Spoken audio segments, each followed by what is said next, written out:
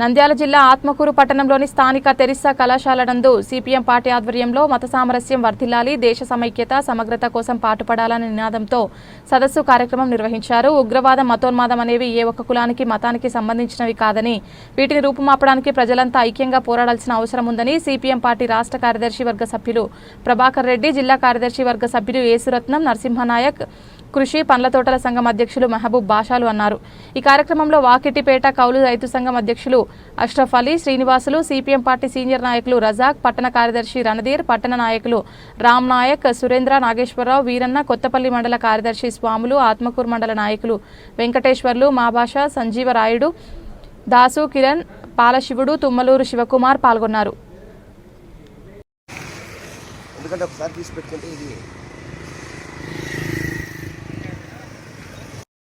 Pawan Kalyan Janasena party పెట్టేటప్పుడు మొదట secular party, చే గువేరా మాకు స్ఫూర్తి, భగత్ సింగ్ మాకు స్ఫూర్తి అన్నారు. ఇలా ఇప్పుడు చే గువేరా పోయినాడు, భగత్ సింగ్ పోయినాడు, వీర సావర్కర్ మాకు స్ఫూర్తి అనే కాడికి వచ్చినాడు. దీన్నే ఉత్తర ధ్రువం నుంచి దక్షిణ ధ్రువానికి మాట్లాడుంటే ఇదే. ఆయన కొంతమంది యూట్యూబర్లు ఆయన ప్రశ్నిస్తున్నారు, ఎవరు విమర్శించే పనిలే, నిన్ను నీ ఉపన్యాసాలు నీకే విమర్శ అని చెప్పేసి చెప్తూ ఆ మధ్య హిందీ భాష యొక్క పెత్తనాన్ని గురించి, కేంద్ర ప్రభుత్వం మన రాష్ట్రానికి చేస్తున్న అన్యాయం గురించి 2019కి ముందు చాలా తీవ్రంగా పవన్ కళ్యాణ్ గారు ప్రశ్నించారు. అదే పవన్ కళ్యాణ్ గారు ఇప్పుడు 2024 తర్వాత పూర్తి భిన్నంగా, దానికి పూర్తి రివర్స్ పవన్ కళ్యాణ్ గారు మాట్లాడుతున్నారు. మనిషి ఒకడే, ఒక 5 ఏళ్ళకి ముందు, 5 ఏళ్ళ తర్వాత పూర్తి భిన్నమైనటువంటి ఎట్లా సాధ్యమవుతుంది అనేది కొంతమంది వేసే ప్రశ్న. ఇంకా దేశంలో గడిచిన 10 ఏళ్ల కాలంలో అంటే బీజేపీ నరేంద్ర మోడీ కేంద్రంలో అధికారంలోకి వచ్చిన తర్వాత ఒక తీవ్రమైన ప్రయత్నం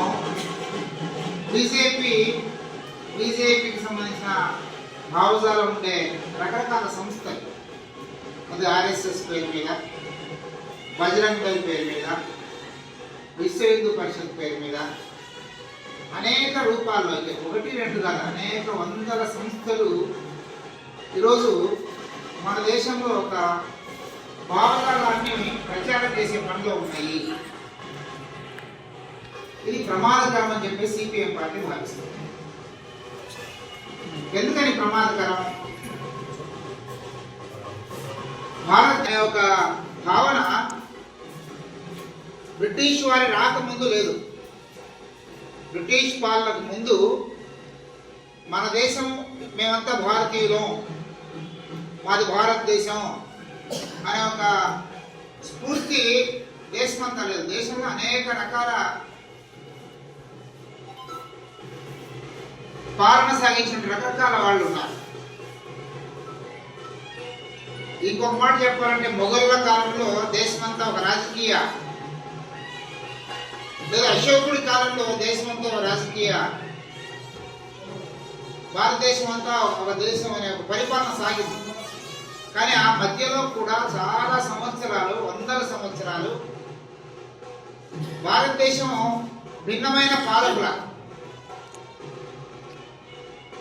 భిన్నమైన వివిధ ప్రాంతీయ రాజ్యాలుగా లేదా జమీన్లుగా